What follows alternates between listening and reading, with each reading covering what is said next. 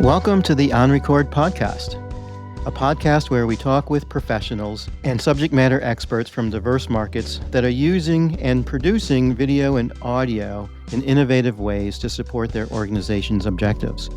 My name is Mike Anzalone, and my co-host is Andy Simmons. Today, our guest is Brian Christ. Brian is the Manager of Technical Services for AudioBiz. AudioBiz is a manufacturer's representative for Shure Audio. Welcome, Brian. Thanks for having me. I appreciate it. Yeah, looking forward to our podcast and conversation today. Before we get started, can you tell us a little bit about yourself and how you got involved with specifically audio?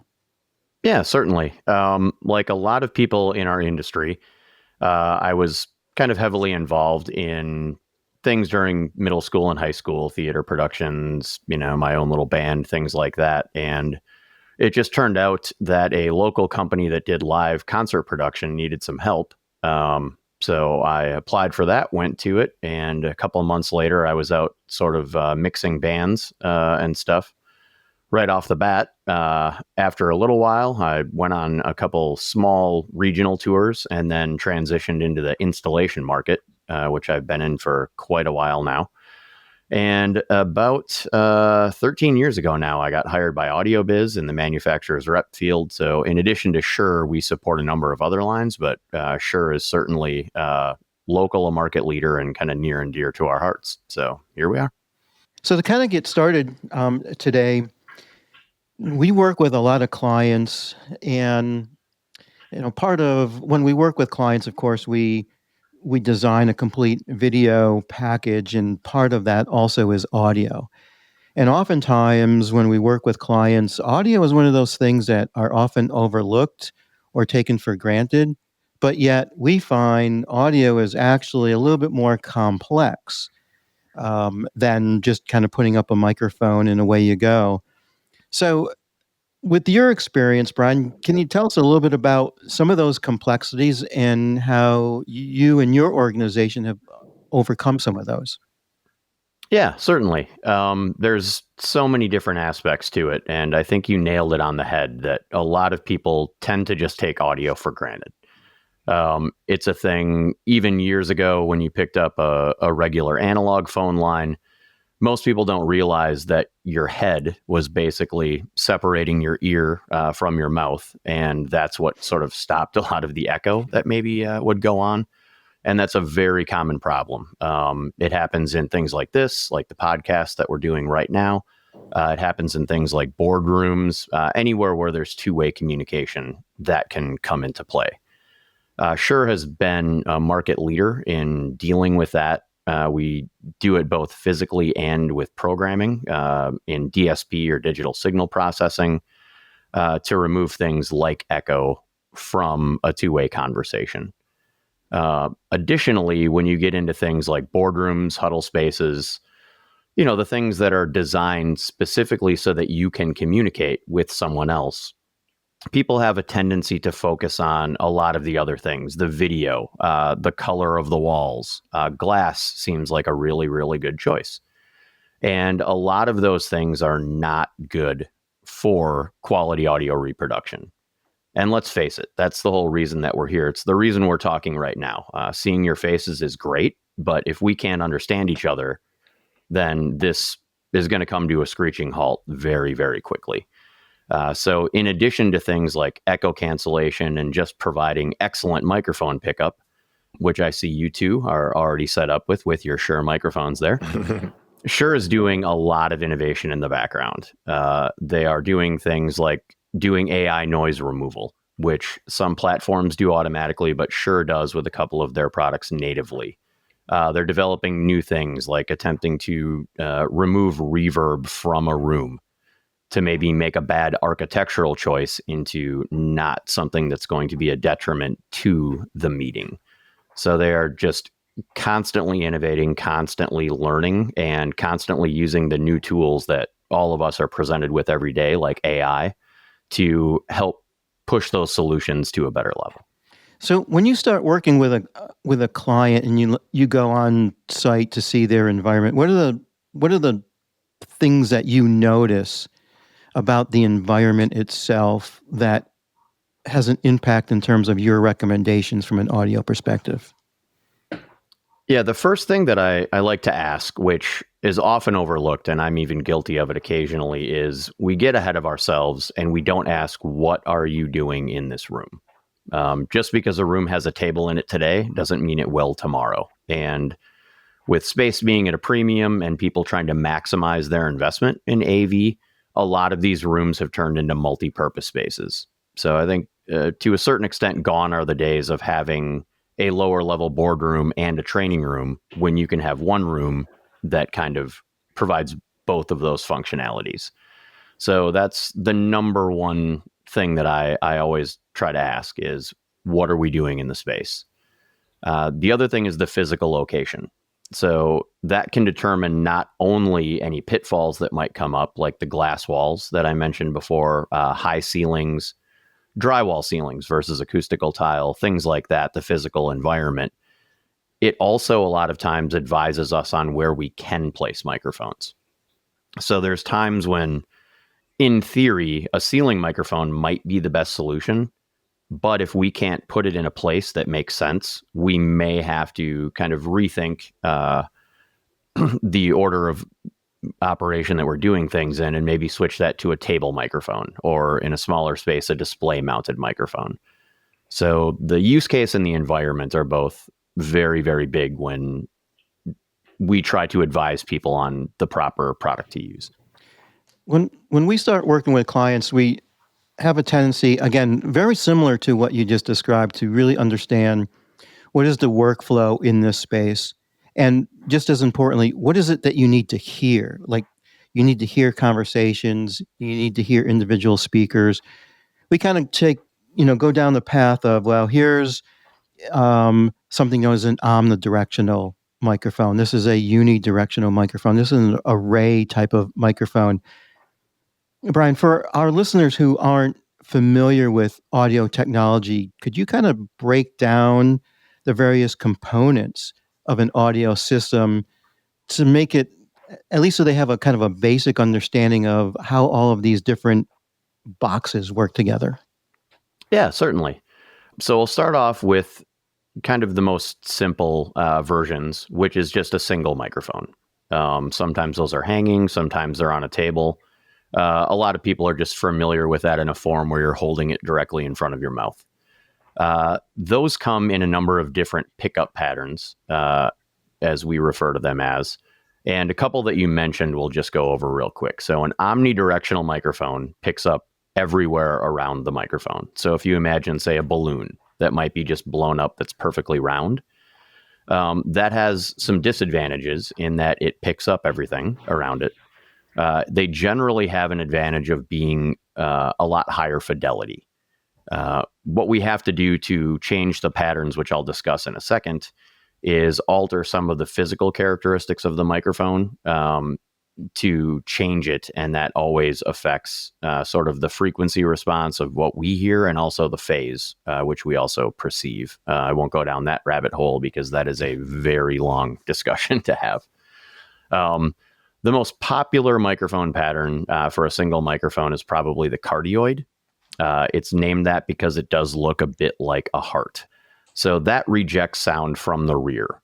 So that can be very useful for a couple things. It can reject room noise. It can reject people talking, maybe having a side conversation in another area. In a stage environment, that's why you can see people with speakers on stage and it doesn't immediately come through the microphone.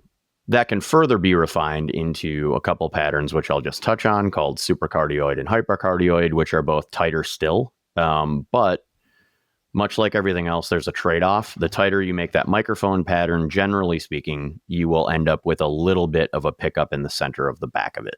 So you're kind of sacrificing rear rejection for width. The most popular thing currently that we deal with in the corporate and education market is the array microphone that you mentioned before.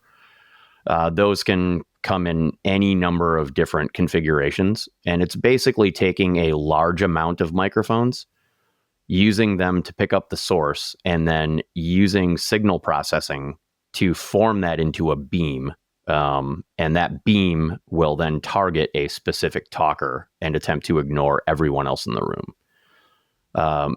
As you might imagine, the more microphones that you use in that situation, the tighter and more precise that beam can be. So a really good example of that is our MXA 920 ceiling microphone. It's kind of our flagship.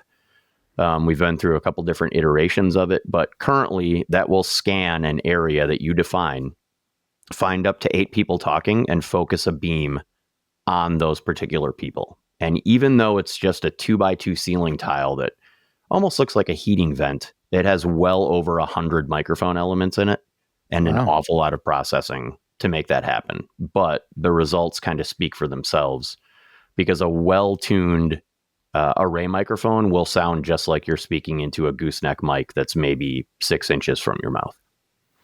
Now, will that microphone work on its own? Do you need to feed the audio signal, for lack of a better term, into a DSP, for example? Yep. So we do have a couple different options. Most of the microphones that Shure currently manufactures have a DSP built into it for things like echo cancellation, equalization, things like that. Some of them even go above that and add noise reduction and automatic gain so that a quiet speaker might automatically get lifted a little more. So for medium to large and down to small, obviously, spaces, a single microphone can work and does work pretty well.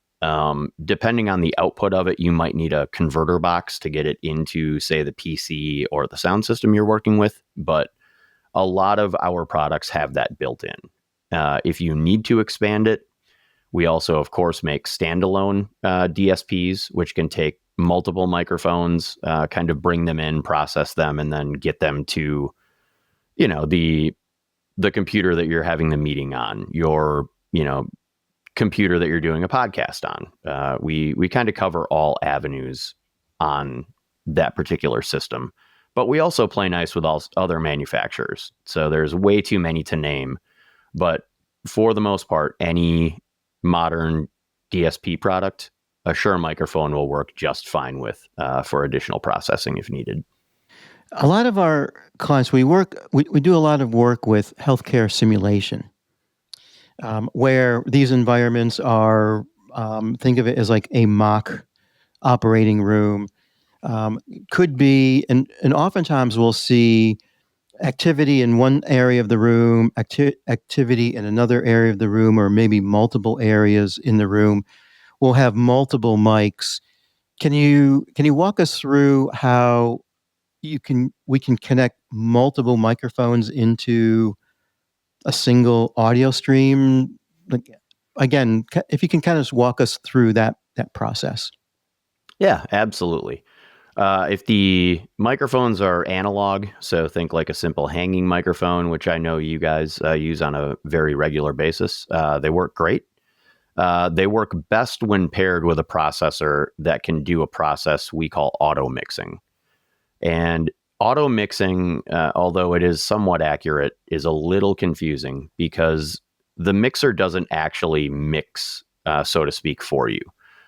What it does more often than not is intelligently tries to turn those microphones on and off when speech is detected coming through.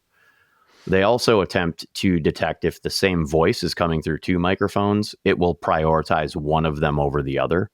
And that gets rid of a lot of extra room noises. As an example, if 2 people are talking, they can be slightly out of time or one might sound better than the other microphone, that is. So using something with an auto mixer is definitely a good idea to kind of get those together. That process becomes a little bit easier when you're using a digital microphone. And to be clear, a digital microphone is always analog on the front end and then outputs digital on the back end. But using some modern things like Dante, which is a audio over IP protocol, we can easily take multiple microphones, put them on a standard network, and then mix them together at any location that we desire. And that functionality can be applied to just plain analog microphones with a small adapter as well. Brian, I have a question in that regard. So Mike had mentioned healthcare simulation. If you were to go into an institution that had something set up already that you thought like wasn't optimal, or maybe had poor audio, how could that kind of affect that institution's ability to like review and learn from their recordings? What are some of the results of not having, a setup that you might suggest? Yeah, just audio confusion. So if you can imagine, you're sitting at a dinner table, right? And most restaurants that we go into are noisy environments. Even the quieter ones have people having conversations around you. And if you can just, think to yourself, well, I've never been in a medical lab before, but I've certainly been out to eat. And the more distractions you have around you, whether you can see them or not, if you can hear them, it hampers your ability to not only comprehend what's being said, but also to retain that. Because if your mind is struggling to just understand what the person across from you is saying, or, down toward the end of the table, um, that's less work that it's doing to retain that information. So, especially in something like a lab situation where you're learning, or when you're reviewing those, to your point, to, maybe do an after action report, or you want to show another person what happened, the less precise that microphone audio is, the less impactful that lesson will be at the end of the day. So it's very, very important that all of that is crystal clear and as focused on the area or person that you want it to be focused on as humanly possible. Makes me just kind of think of like, if my two kids are both talking to me at the same time, and I'm like, hold on, one at a time. I'm not picking this all up. Yeah, exactly. And I'm just as guilty as everybody else. I will say you are never as quiet having a side conversation as you think you are. That's good note. Yep. Another application that we come across often would be like wireless lapel mics. Tell us a little bit about that technology and where you see it being beneficial and where you might see it being a challenge. Yeah, wireless lapel mics are great. They are extremely popular, and they're popular because they're very unobtrusive, right? So, um, as the name implies, you clip them, on a lapel or maybe down on your shirt. It acts as a pickup. One of the added bonuses to it is the user tends to forget that they're wearing it, which is usually a good thing because they tend to speak more naturally. They're not focused on staying in front of, say, a gooseneck microphone or boom microphone. And it allows someone to move freely about the environment, do whatever they need to do, regardless of the task, and still have that audio picked up, hopefully in an intelligible manner. The kind of pitfalls to them are they are by nature farther away from your mouth. And as is obvious to anybody that's heard anything, the farther away you are from something, the quieter it gets. But if you're in a room, the room noise doesn't get any quieter. So if somebody else in the room is talking, if somebody is jostling tools or a plate or surgical instruments, it's roughly going to be the same distance from that microphone as your mouth. So it tends to be less effective in those noisier environments just because when you take the distance into account, the background noise doesn't necessarily get overpowered by your voice. There's also a couple other pitfalls. If you're using reinforcement like speakers, you have to be a little careful to EQ it properly so that you don't get that feedback howl.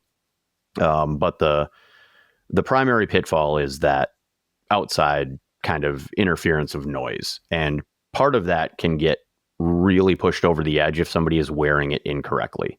If they put it down halfway, between your chin and your belly button, that's going to reduce the effectiveness of it because it's now twice as far away. Mm-hmm. People sometimes hurriedly clip them on. And to our previous conversation about having a cardioid mic, if that mic is on sideways, it's now going to have less of a pickup of your voice and more of a pickup of any room noise that might be in that direction. Brian, we've been kind of focusing more on the microphone audio aspect. When we work with clients, we also talk about, again, two-way communication being in simulation, it's kind of referred to as like the voice of God, right? You've got this speaker overhead in the ceiling, an instructor may say, start simulation or provide other types of instruction. Oftentimes we could put like a wall speaker next to what, the mannequin that they're working on, and it could be the voice of the mannequin. Sometimes we'll recommend private talkback where an individual will be wearing an earbud and the instructor can talk to them privately. How is your work like, or how involved are you when you're designing an audio system to kind of not only think about the microphone technology, but that other aspect, like the speaker aspect of the technology? Yeah, it's certainly equally as important, because if you're talking and I can't hear you, that's just as bad as vice versa, right? So speaker placement is definitely a large consideration. In the corporate world, we tend to care a little bit less about where that speaker is located. But especially in a situation like a lab, in the example you just cited, having the voice coming from the mannequin is great because as humans, we localize sound all day long. That's part of the reason that we have two ears. It's not even necessarily just to hear things on each side. It's our brain kind of analyzes the difference between those two sounds and makes an approximation of where they're coming from. And we've all had that happen before. When you hear something, you instinctively turn toward it, whether you can see it or not. And so in an intimate setting, like a medical lab, where there's only a few people or a few sources that you think, if a sound comes from an area that you're not expecting it to, that again confuses your brain. It causes you to think about other things. You have to take a few extra seconds, locate that, sound visually, and then carry about kind of where you're at. The second part of that is just intelligible audio. So speakers are directional, just like microphones. So if you have a speaker that's behind you, and all speakers have a coverage pattern where they're sort of rated to have full range audio, the high frequencies tend to lose that coverage pattern first, because they tend to be a little bit tighter. And the unfortunate side effect of that is that's what we hear with the t's and the s's and the sibilants and how we perceive consonants and things like that. So an incorrectly placed speaker, if taking localization out of the equation, can also really hamper your ability to understand anything that's coming through it. And the earpiece, in a situation like a lab, is a great solution if it's unobtrusive because it's direct communication. There's no chance that will get back into the microphone itself, which could cause a doubling or an echo, or more confusion. So you're absolutely right. Like you do need to figure out the exact use case, the flexibility of the space, and then decide what's best from a speaker application as well. You bring up an interesting point because there's been a number of instances where a client will want to communicate privately through the earbud, but they'll also want to be able to hear that private communication on the recording. So, really the use case would be, I'm going to give this individual some instruction. I want to be able to observe how they express that particular instruction or how another participant that they're working with responds to that. So from an engineering perspective, how would you accomplish something like that?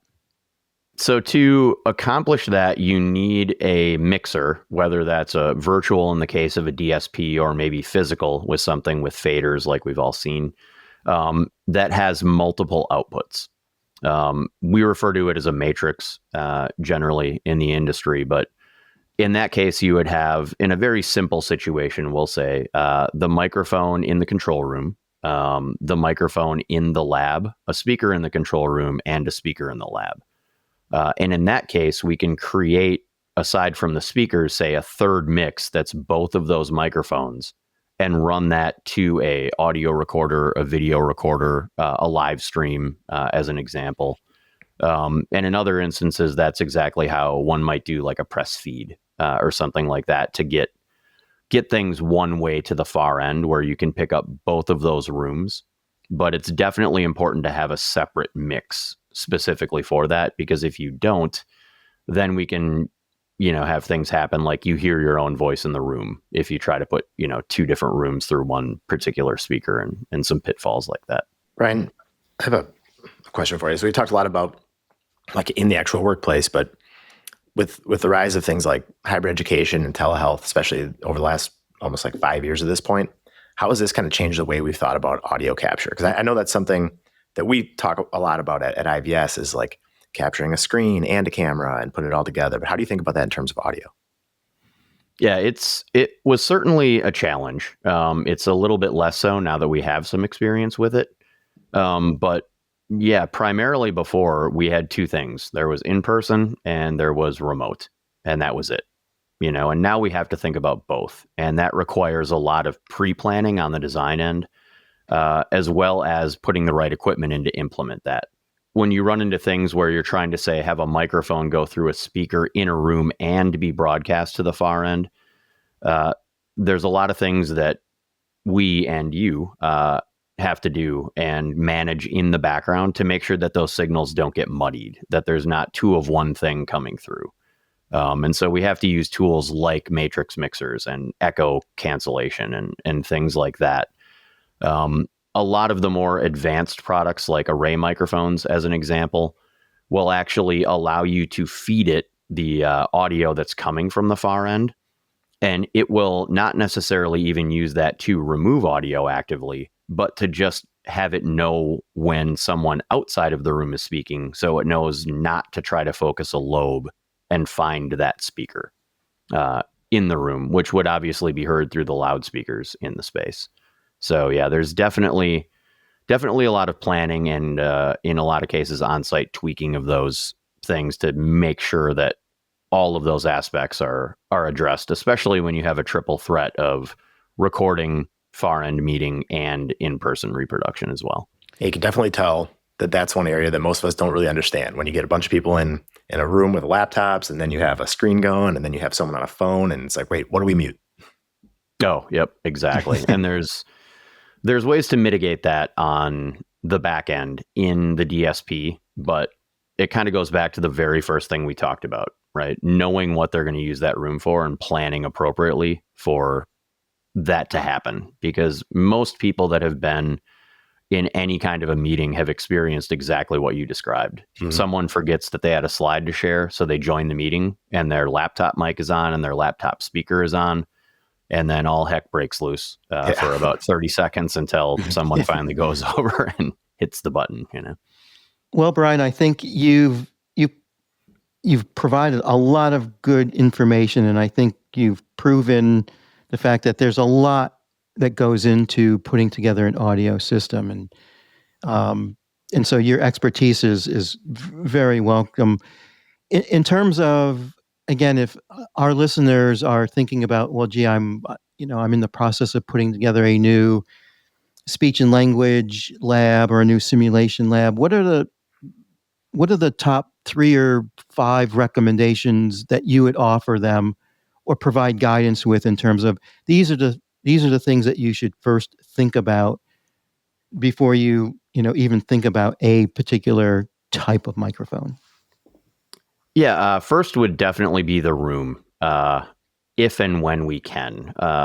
As you're both painfully aware, a lot of times we are going into spaces that were designed long before we were involved. And there are some things that we can do with, say, acoustic paneling and some small changes to mitigate some of those.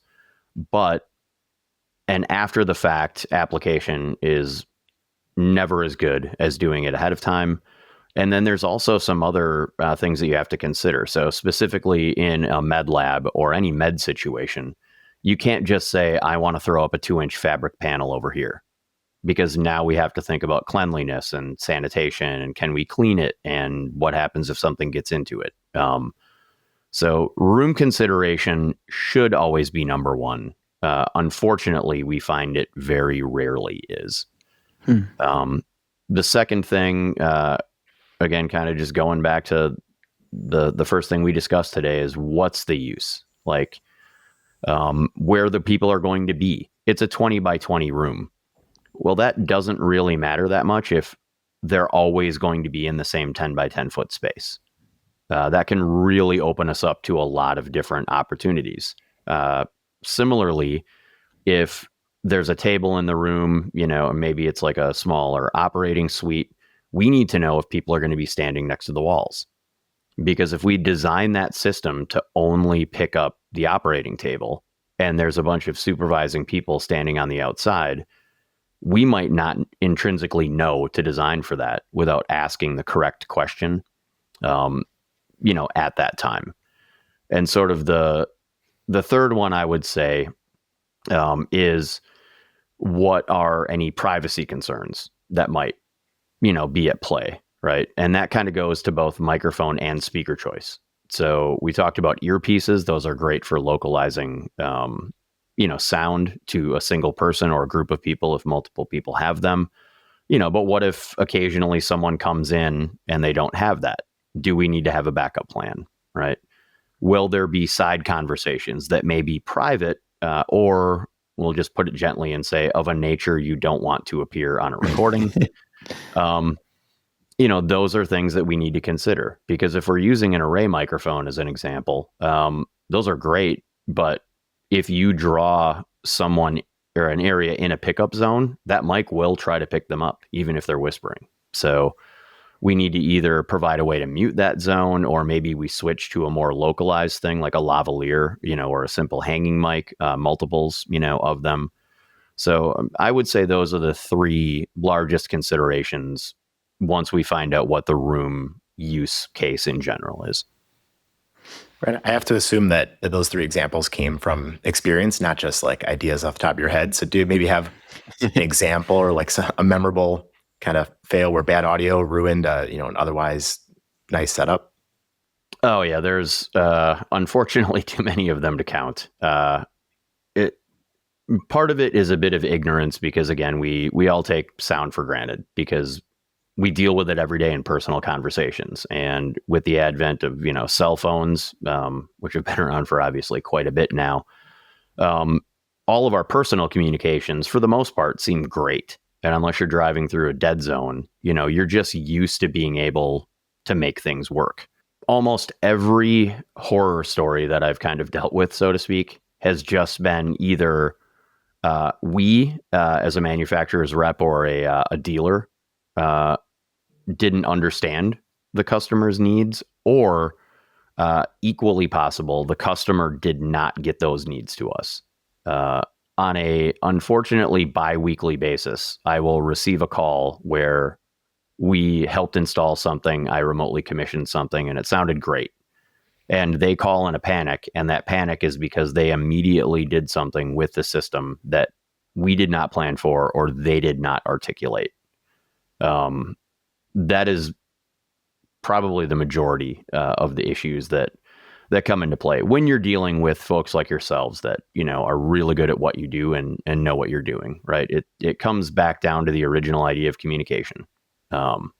So it's just all about asking those questions. But yeah, I could go on for a whole nother podcast with some things involving that. The room is also, I can't stress that enough, potentially a huge problem. We deal a lot with, things in metropolitan areas, hospitals, learning environments are all very noisy. A lot of them are located, in the case of, Milwaukee or Chicago, they're in busy locations.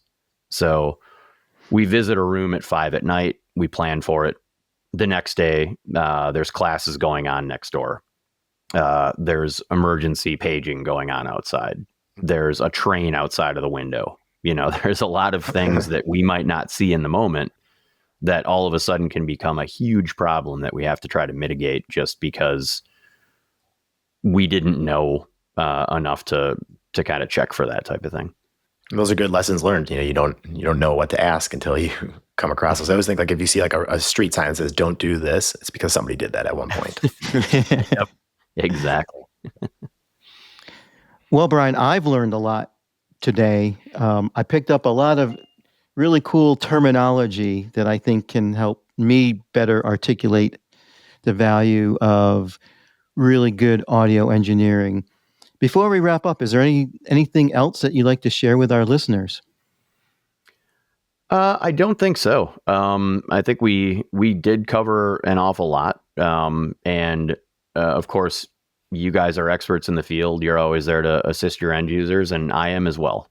Frankly, we cover most of the Upper Midwest, and I am always happy to have a conversation with anyone. And I will be as nerdy or plain as anyone would like.